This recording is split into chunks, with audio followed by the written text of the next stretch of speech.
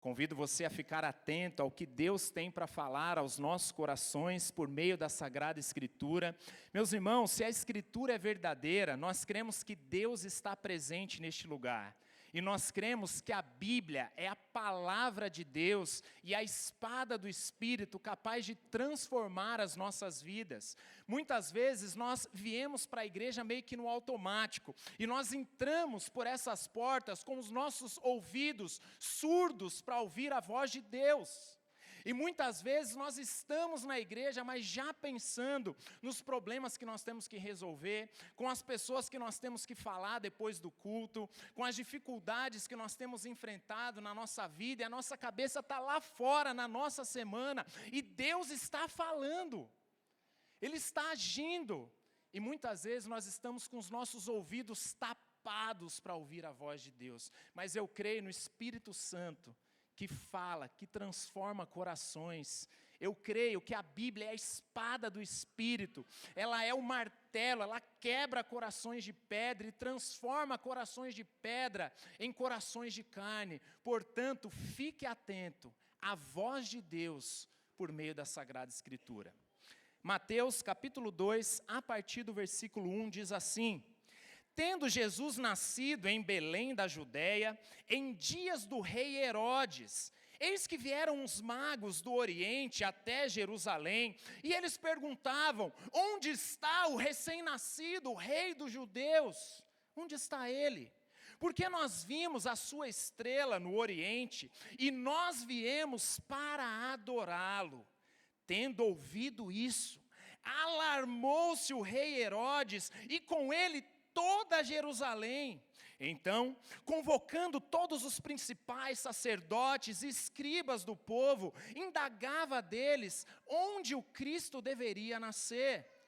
Em Belém da Judéia, responderam eles. Por quê? Porque assim está escrito por intermédio do profeta. E aqui Miqueias, para quem estava algumas quintas-feiras atrás, versículo 6. E tu, Belém, terra de Judá, não és de modo algum a menor entre as principais de Judá, porque de ti sairá o guia que há de apacentar a meu povo Israel.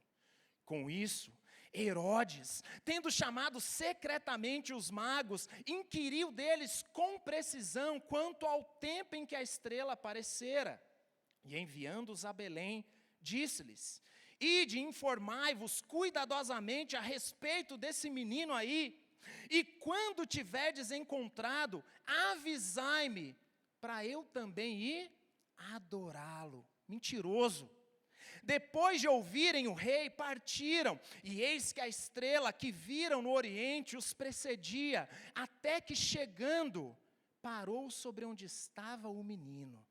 E vendo eles a estrela, alegraram-se com grande e intenso júbilo. Entrando na casa, viram o menino com Maria sua mãe. Prostrando-se, o adoraram, e abrindo seus tesouros, entregaram-lhe as suas ofertas, ouro, incenso e mirra, sendo por divina advertência prevenidos em sonho para não voltarem à presença de Herodes, regressaram por outro caminho à sua terra.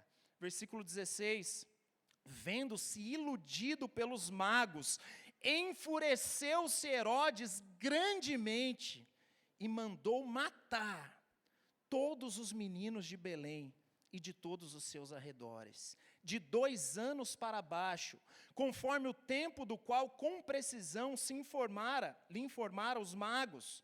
Então se cumpriu o que fora dito por intermédio do profeta Jeremias. Ouviu-se um clamor em Ramá, pranto, choro e grande lamento. Era Raquel chorando por seus filhos, e inconsolável, porque não mais existem. Vamos orar? Ó Espírito Santo do Senhor, nós cremos que o Senhor fala por meio da Escritura, e que por meio dessa Escritura, o Senhor nos convence do pecado, da justiça e do juízo.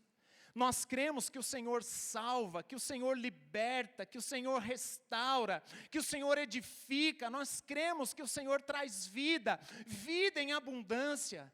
Por isso nós clamamos: Faça isso em nossos corações, em nossas mentes. Que essa noite seja uma noite de salvação, que essa noite seja uma noite de restauração, de júbilo, de alegria, para o louvor e glória do seu nome. Fale conosco, nós cremos em Ti, Espírito Santo, nós cremos em Ti, Espírito Santo. Amém e amém. Os irmãos podem se assentar. Meus irmãos, nós estamos diante de um texto que narra aqui o acontecimento mais marcante na história de toda a humanidade.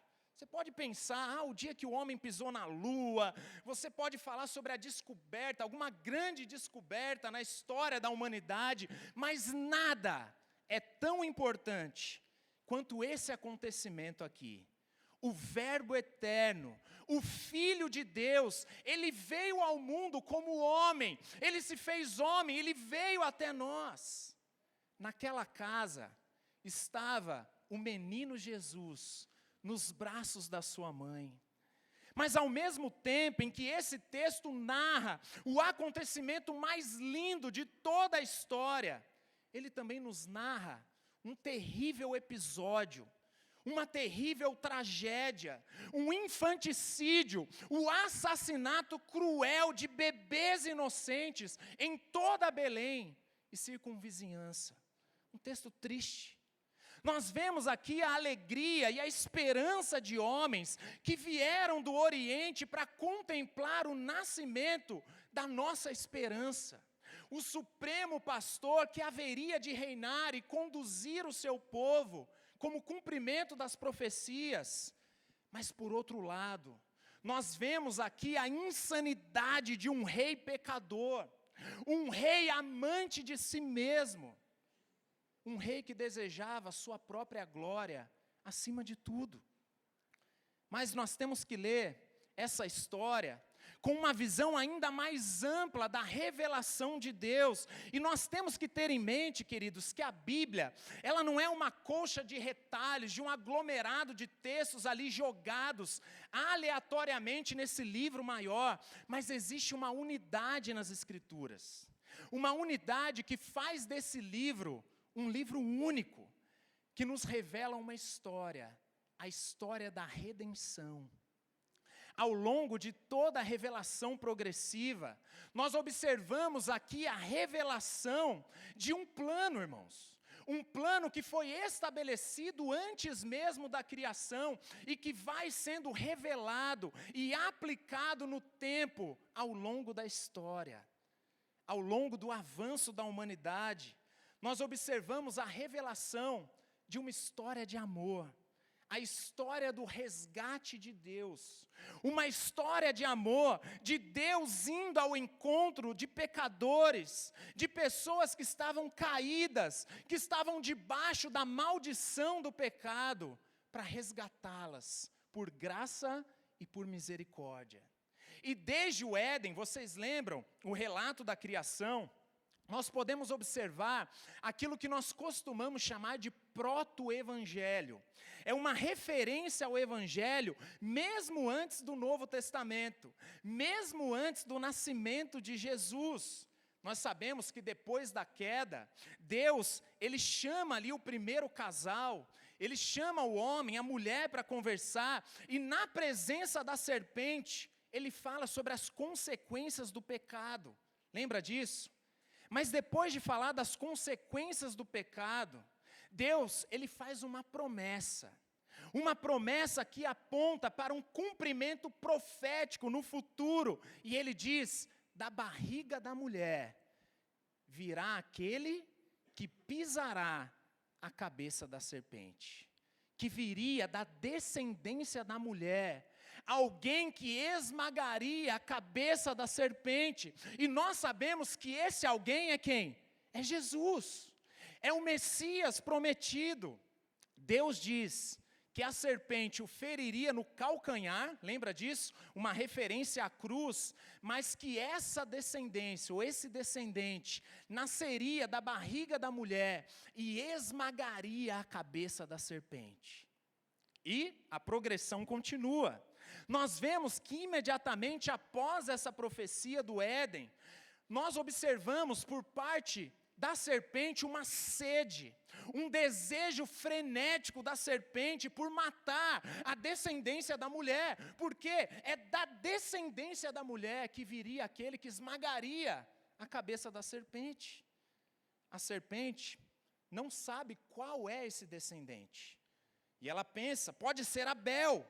Abel, ele teve a sua oferta aceita por Deus, Abel deve ser o descendente, e Caim mata Abel, mas Abel não era o descendente, e a história vai avançando. Deus chama os patriarcas, e ele forma um povo para que o Messias, o descendente da mulher, viesse, mas o descendente não era Isaque, não era Jacó, não era José. Nós não temos como ler esse texto aqui que nós lemos, sem nos lembrar do infanticídio de Faraó. Lembra disso? Faraó manda matar todos os meninos judeus na época do nascimento de Moisés. Mas Moisés também não era esse descendente. Porque, meus irmãos, o que está em jogo aqui não é apenas o reinado ou o poder humano, mas é o destino da história. Por isso nós vemos aqui nesse texto o nascimento de um bebê que muda a história e que faz abalar os reinos desse mundo. Nós vemos aqui nesse texto o cumprimento de uma profecia, irmãos. O nascimento da semente da mulher, aquele que pisaria a cabeça da serpente. Por isso, num primeiro momento, nós vemos nesse texto o relato de Mateus do desespero de um rei que tinha sede pelo poder e que faria de tudo o que fosse necessário diante de qualquer ameaça de perder o seu trono, de perder o seu reinado, mas num nível mais profundo. Nós vemos nesse texto o desespero do reino das trevas, o desespero da serpente, a descendência da serpente desesperada para parar o avanço da semente da mulher e a profecia de que nasceria da barriga da mulher aquele que pisaria a cabeça da serpente. E tudo isso tem a ver com o Natal. Porque, meus irmãos, o Natal é o nascimento do Senhor Jesus.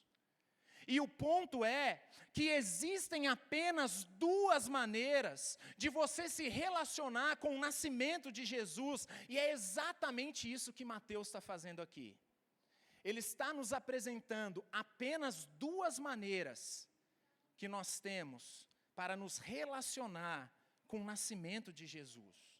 Mateus, ele destaca duas figuras aqui que estão em contraste. Primeiro, a figura dos magos, que está em contraste com qual figura? Vocês estão comigo? Herodes. Herodes. O que nos leva a encarar o nascimento de Jesus de apenas duas formas, irmãos. Ou você se relaciona com o nascimento de Jesus como o nascimento do descendente prometido, que nos traz salvação, que nos traz perdão de pecados, comunhão com Deus e adoração. Ou então, você se relaciona com o nascimento de Jesus como alguém que deve ser morto, como alguém que deve deixar de existir, como alguém que não faria diferença nenhuma se ele não tivesse nascido. Queridos, o nascimento de Jesus é um divisor de águas. O Natal é uma mensagem de salvação e esperança para uns, mas ao mesmo tempo, ele é uma mensagem de condenação para outros. Ou a sua postura diante do nascimento de Jesus é semelhante a desses magos aqui, de obediência, de alegria, de fé, de adoração.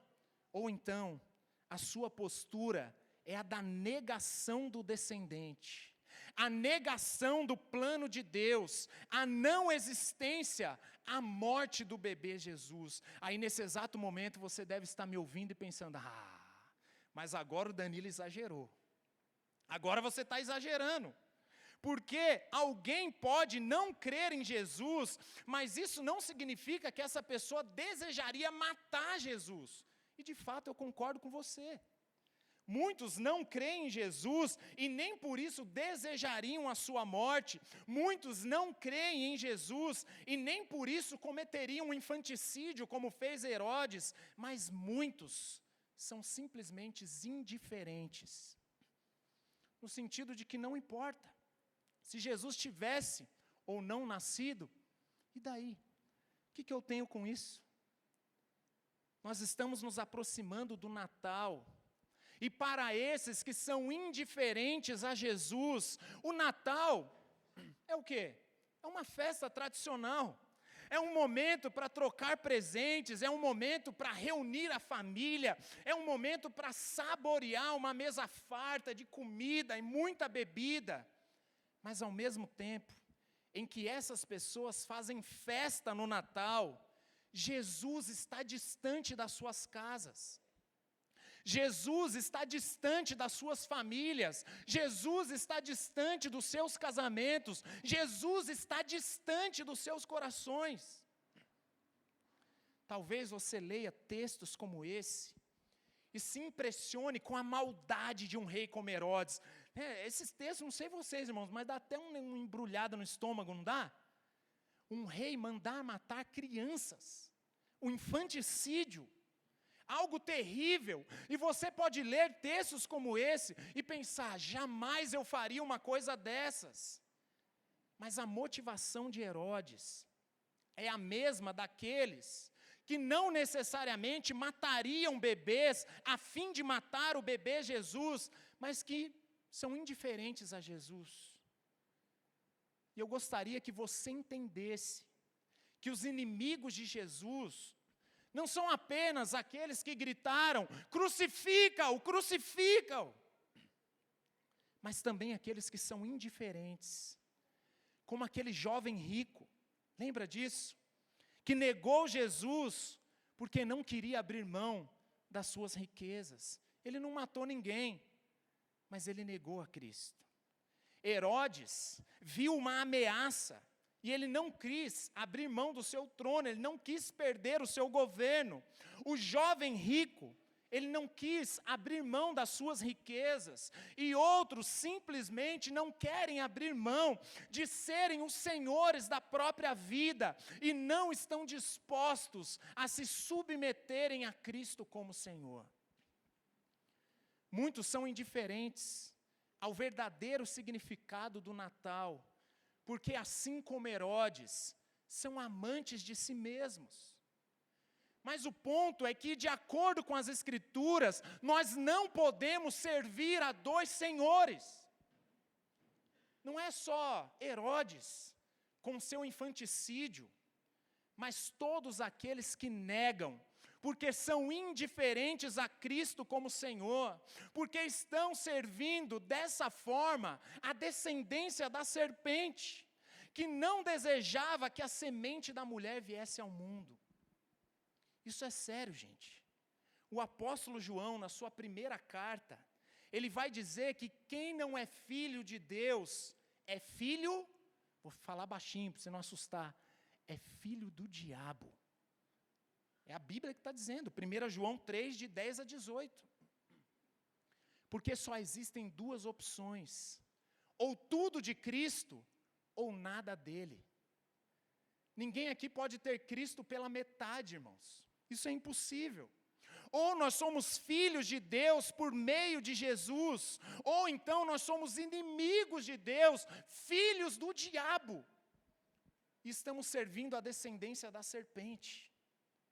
Ou nós reconhecemos e adoramos o descendente da mulher, o Messias prometido, ou então nós estamos inseridos nessa descendência da serpente, no sentido de apoiar o plano da serpente em contraste com o plano de Deus. E é exatamente o que nós vemos nesse texto, representado aqui pela figura dos magos, em contraste com a figura de Herodes.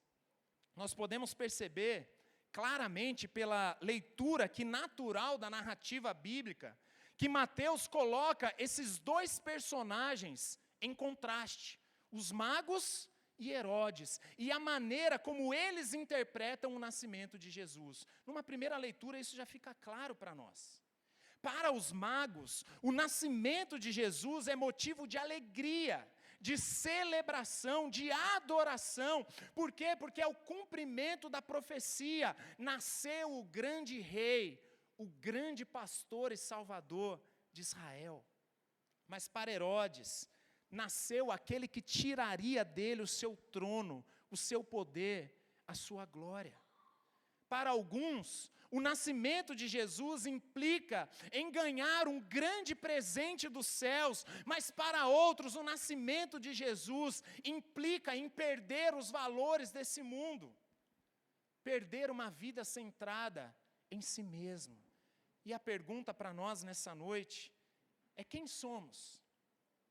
Quem é você diante do nascimento de Jesus, o Messias prometido?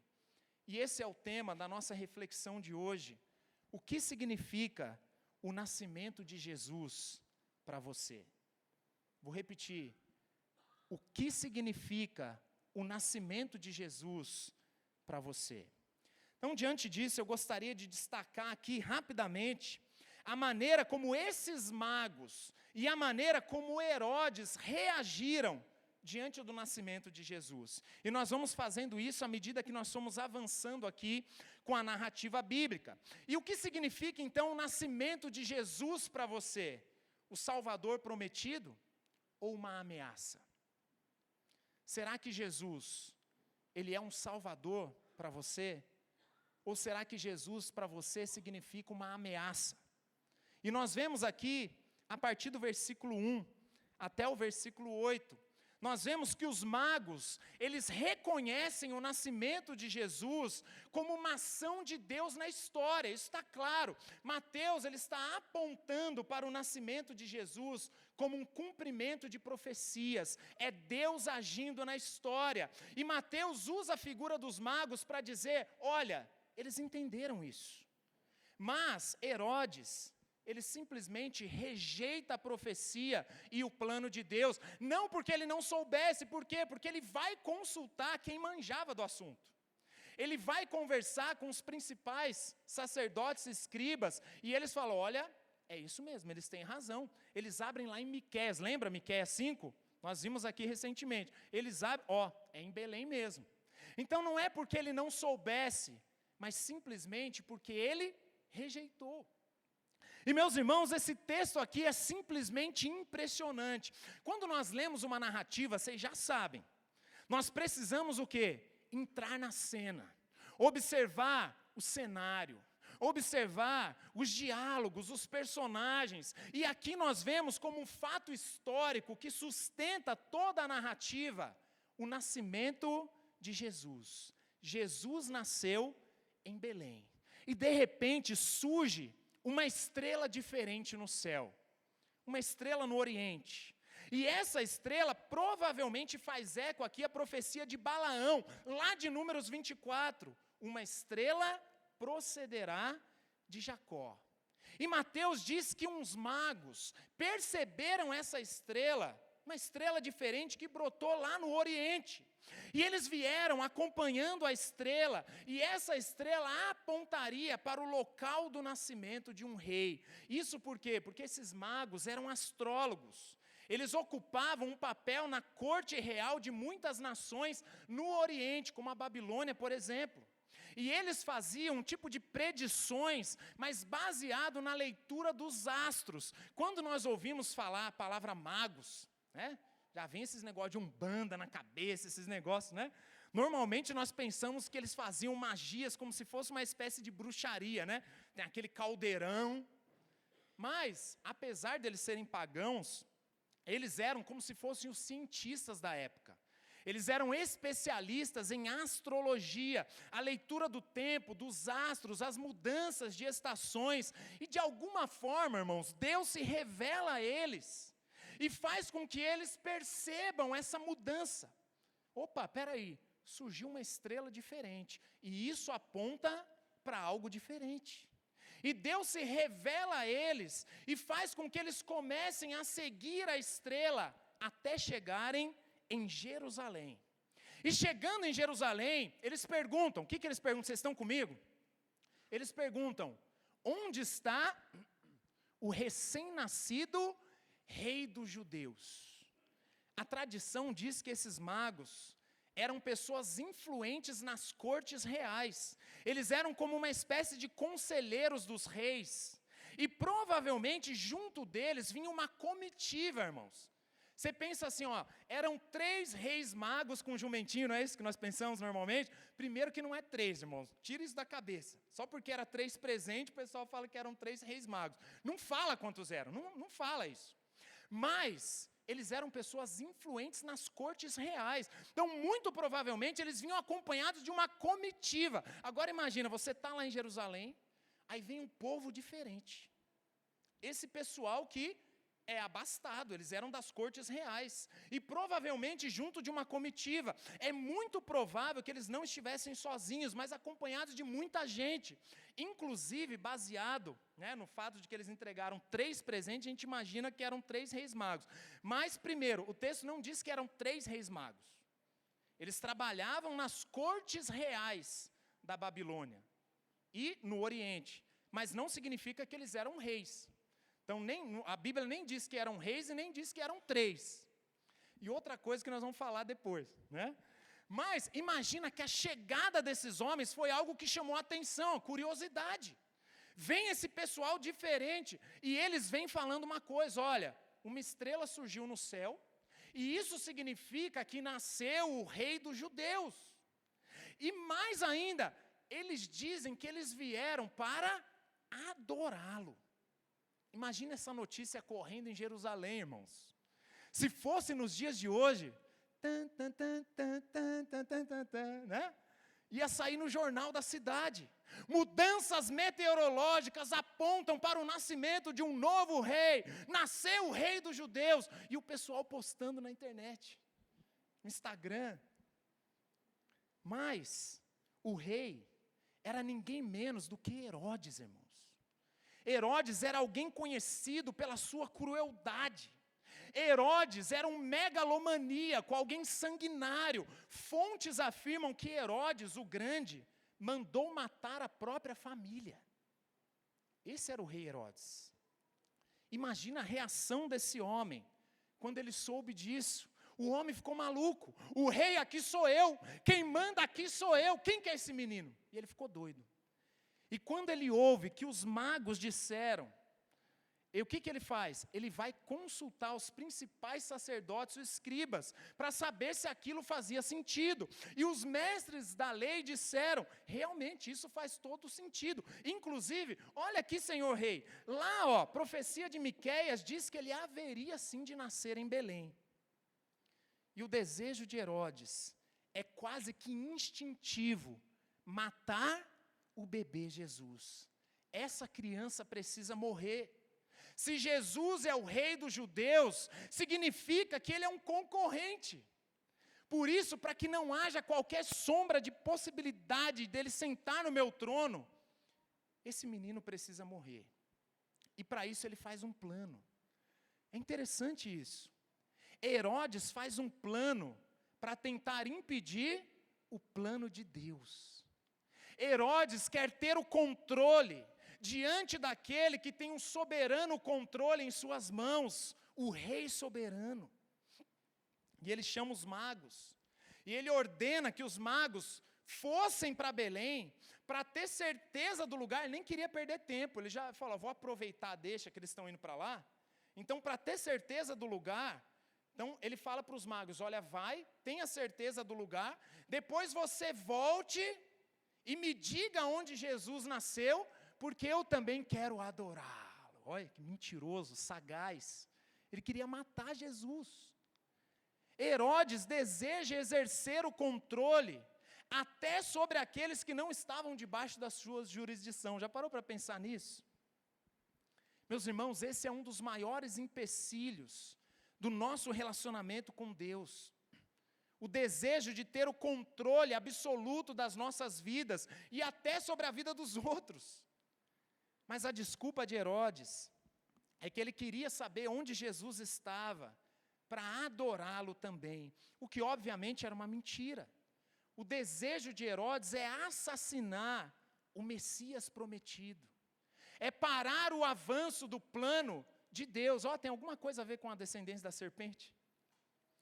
Os magos, eles reconhecem o nascimento de Jesus e como uma ação de Deus na história, mas Herodes, ele rejeita a profecia e o plano de Deus. É isso que Mateus está dizendo para nós. Por quê? Porque ele não quer perder o poder, porque ele não quer perder o controle. Meus irmãos, o pano de fundo aqui é a profecia de Miqueias, capítulo 5. O nascimento do Messias significa o nascimento de um rei e de um pastor prometido. Nasceu aquele que governa, nasceu o guia que apacentará o seu povo de Israel. Os magos reconhecem isso, mas Herodes só consegue enxergar um concorrente, uma ameaça ao seu poder. Herodes só consegue enxergar alguém que quer roubar a sua glória. E é exatamente isso que acontece conosco. A vida centrada em nós mesmos, o desejo pela nossa própria glória, a nossa autossuficiência, o nosso amor pela nossa própria vida, aos prazeres desse mundo, de uma maneira autossuficiente, a autonomia de homens entregues a si mesmos, a autonomia de homens entregues ao seu orgulho, e são orgulhosos demais para reconhecer a necessidade de um Salvador. Talvez a motivação de Herodes seja a sua. Você é orgulhoso demais para reconhecer que você precisa de um Salvador. Queridos, essas coisas nos impedem de enxergar em Jesus o Rei que governa a história, que governa as nossas vidas. Quanto mais autossuficientes nós somos, quanto mais orgulhosos nós somos, mais irrelevante se tornará para nós o Rei da Glória. Por que eu preciso de um rei se eu governo a minha própria vida? Essas coisas nos impedem de enxergar Jesus como o pastor que nos guia durante a nossa caminhada. Nós preferimos caminhar pela nossa própria autossuficiência e rejeitamos o Supremo Pastor. Mas, queridos, a mensagem do nascimento de Jesus e a verdadeira mensagem do Natal é a mensagem de que Deus governa a história. Esse Deus que fez a profecia que da barriga da mulher viria aquele que pisaria a cabeça da serpente. Esse Deus cumpre aquilo que Ele promete, porque Ele governa a história. E o Deus que governa a história é o mesmo Deus que governa as nossas vidas. Meus irmãos, o Natal é uma mensagem de esperança. O Natal é a ocasião para nos lembrarmos de que naquela simples hospedaria, daquela pequena cidade de Belém, nasceu o grande e o majestoso Rei. O Rei que governa toda a terra. O Rei que governa acima de todos os reinos desse mundo. A mensagem do Natal é a mensagem de que a história não está desgovernada. E, consequentemente, as nossas vidas não estão desgovernadas. Nós temos um rei que conduz a nossa história, porque nasceu o rei prometido, queridos. Um rei é alguém responsável por governar o reino. Isso inclui proteção, provisão, direção. E obviamente que os reis humanos, eles falham miseravelmente nisso. Mas o rei prometido, ele é um rei justo. Ele é um rei eterno. Ele é o Filho de Deus. Queridos, nós temos um rei. E esse rei é o responsável por nos prover proteção, provisão e direção. E ele faz isso de maneira perfeita. A nossa esperança não está no reino dos homens. A nossa esperança está no Messias prometido, o Rei que é desde a eternidade, cujo reino é um reino de justiça, e o seu poder é incomparável. Os reinos desse mundo passarão, Os governos desse mundo passarão, assim como Herodes. Ele se levantou para matar Jesus e para matar todos os bebês de Belém, mas ele tem a sua própria morte narrada no versículo 20, um pouquinho depois. Esse é o trágico fim de alguém que se levanta contra o Rei dos Reis.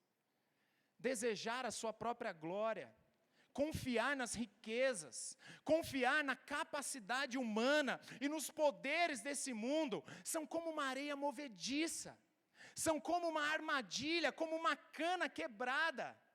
Mas o Rei Jesus, Ele é um Rei eterno.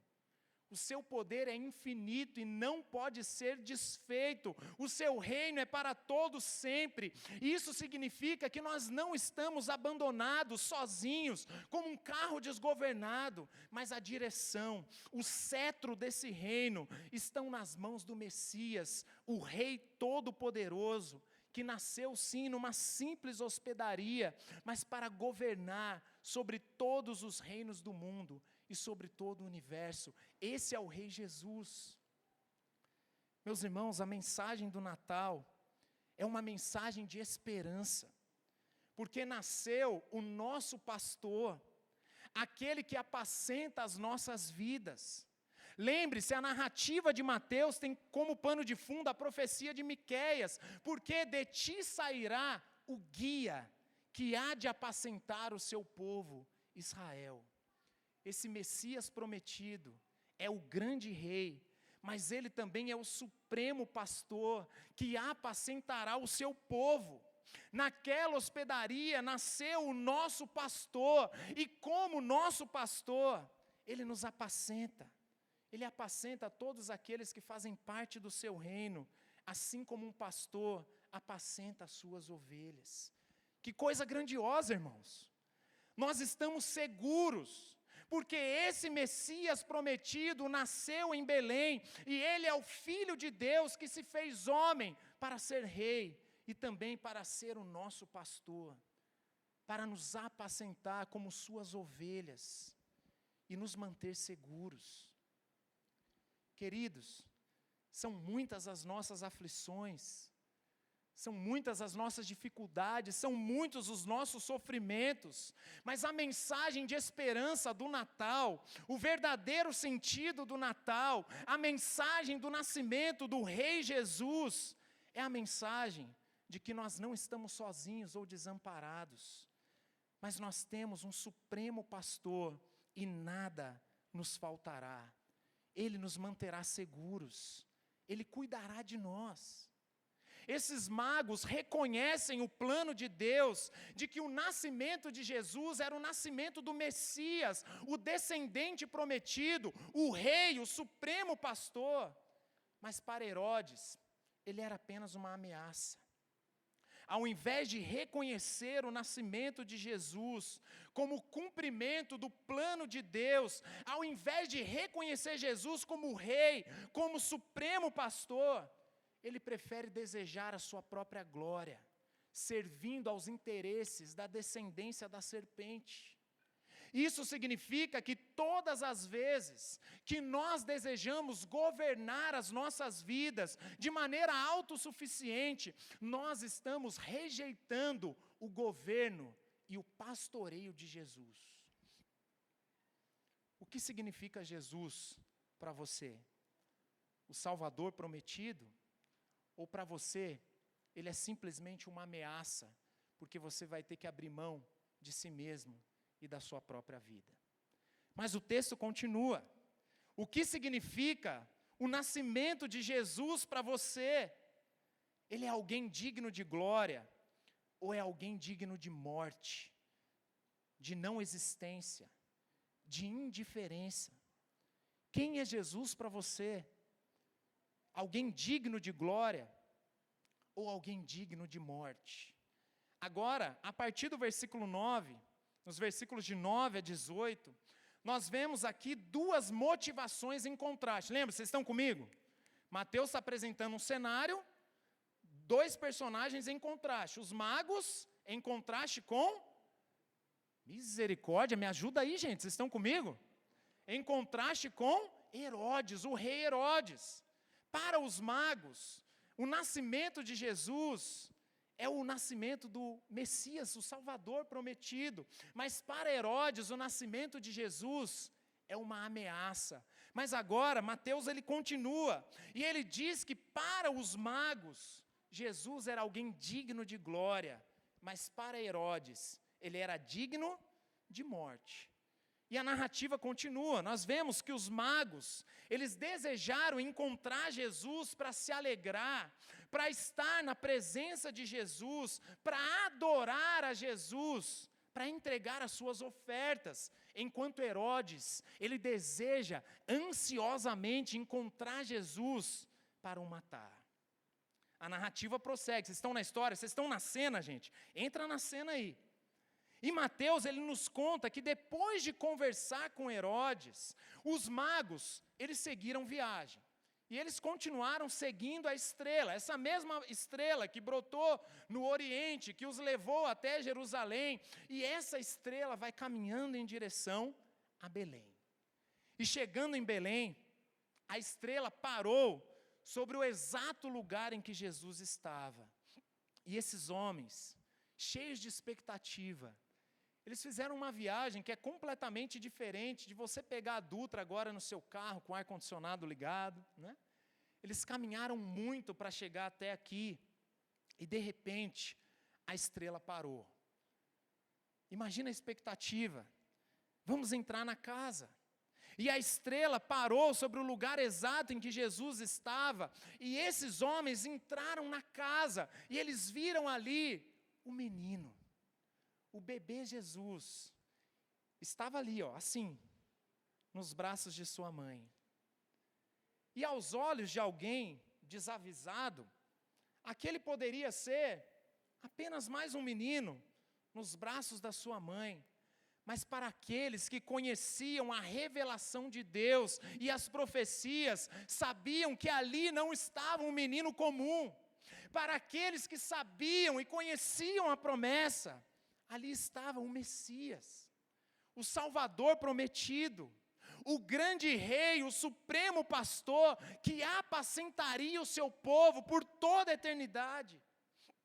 Por isso, irmãos, a reação dos magos foi instintiva, assim como a de Herodes de querer matar Jesus, a reação dos magos foi instintiva. Eles se prostraram e eles adoraram a Jesus. Eles se colocaram de joelhos diante daquele que é o Rei da Glória. Lembra, Mateus ele cita aqui como pano de fundo a profecia de Miqueias. E na profecia de Miqueias ele deixa claro que esse Messias nasceria em Belém, isso fica claro lá, lembra disso? Ele deixa claro que esse Messias será o rei e o supremo pastor de Israel, mas ele também deixa claro que esse Messias seria o homem-Deus. Eu falei recentemente de Miqueias aqui, fica claro no texto. É o Filho de Deus encarnado, digno de louvor, digno de adoração. E essa, meus irmãos, é a postura de todos aqueles que reconhecem Jesus como o Messias prometido, prostrados em adoração. E foi isso que eles fizeram. E foi isso que todos nós devemos fazer quando reconhecemos Jesus como o Messias prometido. Eles se prostraram. E diz o texto que eles também entregaram a Jesus algumas ofertas: ouro, incenso e mirra. Meus irmãos, preste atenção nisso. Não existe reconhecimento de Jesus como Messias sem humildade. Não temos como reconhecer Jesus como Messias e não nos prostrar em submissão a Ele. Não existe o reconhecimento de Jesus como Messias sem adoração. Não existe isso. E não existe o reconhecimento de Jesus como Messias enviado por Deus para nos salvar sem entrega. Sem entrega. E obviamente, meus irmãos, que eu não estou falando aqui de dinheiro, mas dos nossos corações. Não existe o reconhecimento de Jesus como Messias sem entregar as nossas vidas diante do teu altar e diante do teu trono. O reconhecimento de Jesus como nosso Rei. Porque o que os magos estão fazendo aqui é reconhecer Jesus como um rei legítimo. Preste atenção nisso. Ouro, incenso e mirra são tesouros típicos do Oriente. Os magos estão entregando ofertas que obviamente são sim tesouros preciosos. Eles estão entregando o que eles tinham de melhor para o Senhor Jesus.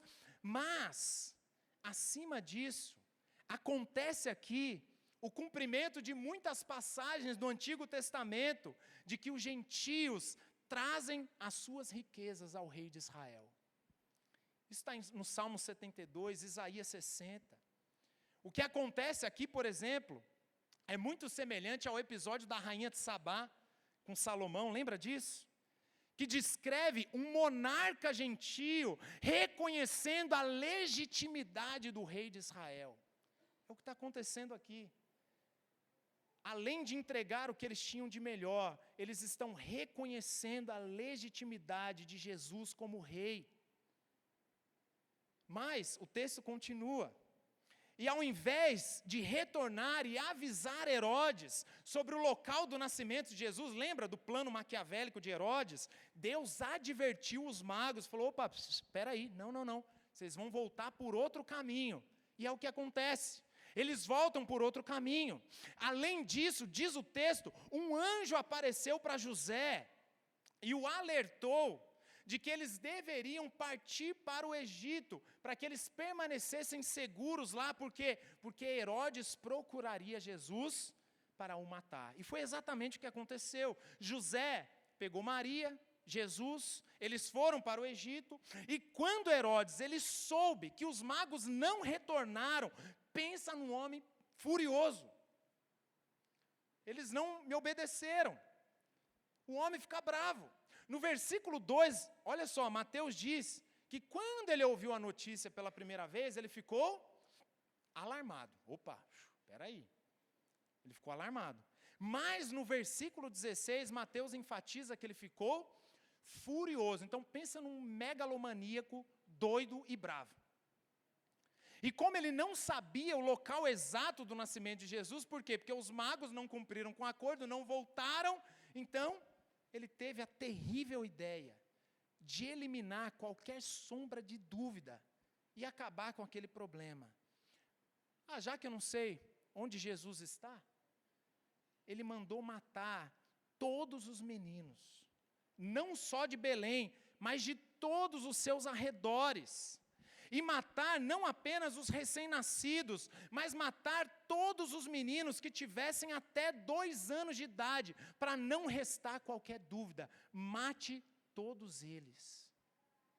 Estudiosos costumam afirmar que essa visita aqui dos reis magos não acontece quando Jesus acaba de nascer. Então, muito provavelmente, Jesus não estava num estábulo aqui. Ele estava numa casa, não estava no estábulo local do seu nascimento. Mas, provavelmente, ele teria por volta de 1 ano de idade.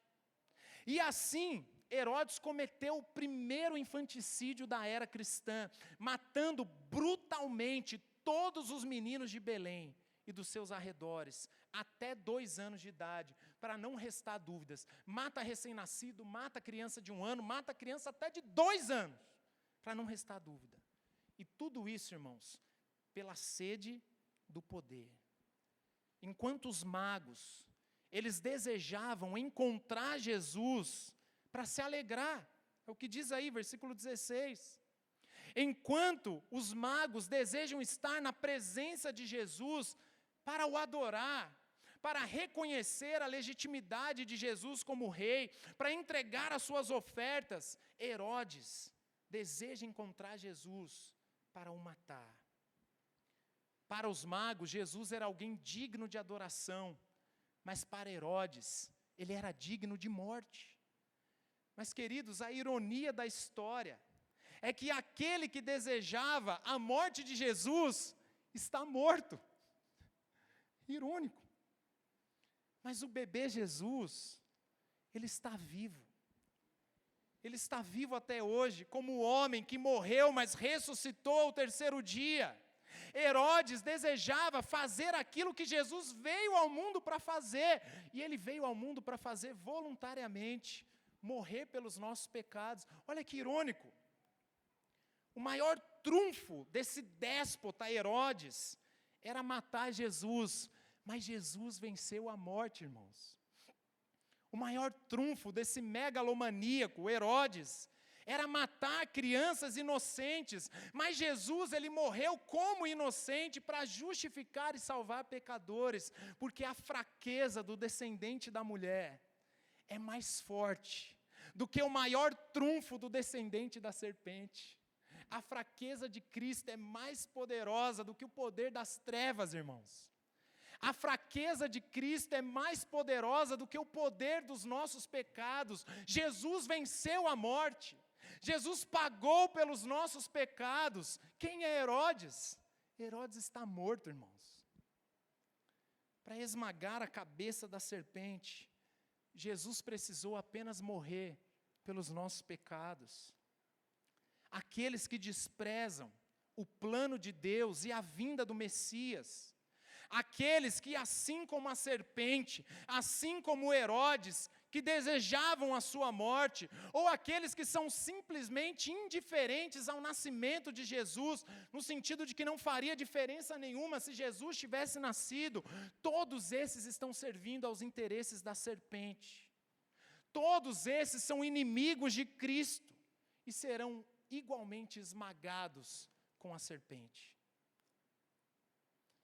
Mas para aqueles que reconhecem que o nascimento de Jesus é o nascimento do rei e do pastor prometido, que é digno de adoração, para esses, o nascimento de Jesus é motivo de alegria, de júbilo, é o que está aí no versículo 10.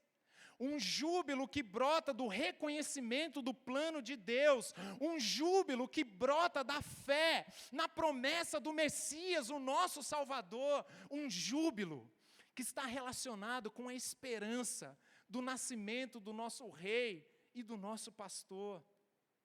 Isso significa que as investidas da descendência da serpente não podem frustrar o plano amoroso de redenção do nosso Senhor. Isso significa que as circunstâncias podem ser as mais improváveis, as circunstâncias podem ser as mais desfavoráveis, mas mesmo diante de tais circunstâncias, o poder gracioso e soberano de Deus, que faz cumprir as suas promessas do nosso Salvador, esse poder nos alcança. Independente do plano de Herodes, o plano de Deus não pode ser frustrado. E da mesma forma, independente das nossas circunstâncias, o poder amoroso e gracioso de Deus faz brotar fé, a fé nessa promessa do Messias em nossos corações, e essa fé nos dá esperança, e essa esperança faz brotar essa alegria aqui, esse intenso júbilo em nossos corações, essa mesma fé, queridos, essa mesma esperança, essa mesma alegria estão acessíveis para mim e para você, porque o nosso Salvador está vivo, o nosso Salvador está entre nós. Esse bebê Jesus, ele cresceu, ele morreu, mas ele ressuscitou ao terceiro dia, ele venceu a morte. E da mesma forma, a nossa esperança e a nossa alegria não depende das circunstâncias, mas da esperança que nós temos no nosso Salvador. Queridos, isso significa que é muito possível que as suas circunstâncias talvez não sejam tão favoráveis nesse Natal. Talvez você esteja enfrentando aflições, problemas, angústias na alma, semelhante ao primeiro século. Nós também vivemos num mundo de ódio, de tristezas, de governantes déspotas, de infanticídios. mas para aqueles que reconhecem o nascimento de Jesus como cumprimento das profecias, o Messias prometido, o Deus homem, o Rei, o pastor das nossas almas, que se prostram, que adoram a Jesus. Para esses existe fé, esperança, grande alegria, intenso júbilo, como diz o texto, e tudo isso independente das nossas circunstâncias. Existe esperança para nós, existe uma alegria reservada para nós em Cristo Jesus. Meus irmãos, muito mais do que uma mesa farta, nós precisamos do pão da vida, que alimenta as nossas almas, que satisfaz plenamente os nossos corações. Muito mais do que ganhar presentes nesse Natal, nós precisamos receber o dom de Deus, o Messias que foi enviado para nos dar verdadeira esperança e verdadeira paz. Muito mais do que nos lembrar do chamado bom velhinho, nós precisamos nos lembrar do Filho de Deus que se fez homem, para nos resgatar da nossa condição de queda, da nossa condição de inimigos de Deus, e somente aqueles que reconhecem o nascimento do nosso Salvador é que podem compreender e experimentar o verdadeiro sentido do Natal. Que você seja um desses, que reconheça em Jesus o verdadeiro sentido do Natal. Vamos orar? Senhor Deus, nós nos colocamos diante do Senhor com os nossos corações prostrados. Assim como esses magos, reconhecemos a sua soberania, reconhecemos que o Senhor possui todo o poder, que a história não está desgovernada, mas por meio da sua providência amorosa e graciosa, o Senhor tem conduzido a história, e por meio disso, o Senhor tem executado e consumado o seu plano de redenção por meio desse presente dos céus, Jesus Cristo, o pão da vida, que nasceu como um menino e sem pecado cresceu, morreu, mas ressuscitou ao terceiro dia para nos dar uma viva esperança, para ser o nosso Rei e o supremo pastor das nossas almas. Ó Deus, vivemos num mundo mau, de governantes déspotas, mas a história está no teu controle e as suas promessas se cumprirão. Assim como Jesus, o Messias prometido a Miqueias 750 anos atrás, assim como isso se cumpriu, a profecia, o nascimento de Jesus em Belém, é certo que a promessa do Senhor se cumprirá, que Jesus voltará, que Jesus há de julgar vivos e mortos e enxugará dos nossos olhos toda lágrima. Obrigado, Senhor, por essa viva esperança. Obrigado pela Tua palavra. Obrigado pela Tua graça. Em Cristo Jesus que oramos.